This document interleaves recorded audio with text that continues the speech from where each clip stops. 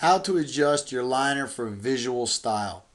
There are three main things you need to pay attention to in order to make sure that your liner shows up on the drawing properly. In this tutorial, you can see we have three pieces of duct, each have a 1-inch acoustic liner on the inside.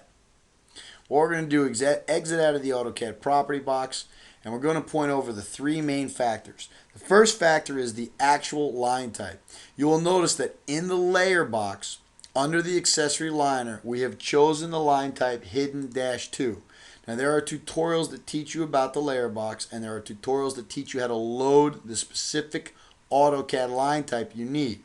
What you have to make sure is that you've selected the proper line type so that AutoCAD represents that line. In this particular case, it's a dashed line. The second thing you must do is make sure that the LT scale for that line type is correct. Currently, on my template, if we type in LT scale in the command line, you can see that the template is set at LT scale factor 12.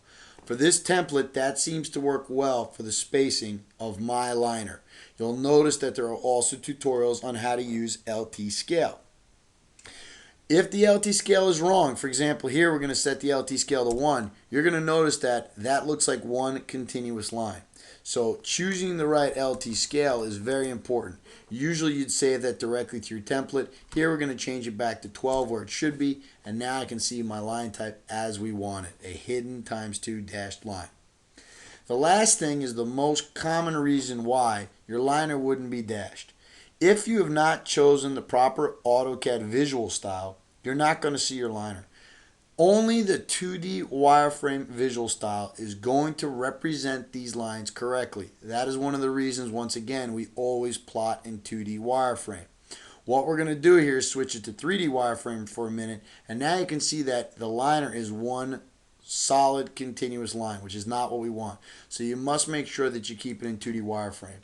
So going over that again, three main things. First, make sure you've got the proper line type in your layer box. Second, make sure you got the proper LT scale on your drawing. And third, make sure you're in 2D wireframe. If you have all three correct, you should be able to see your liner exactly the way you want, and it should plot correctly. That'll conclude the visual style portion of our liner.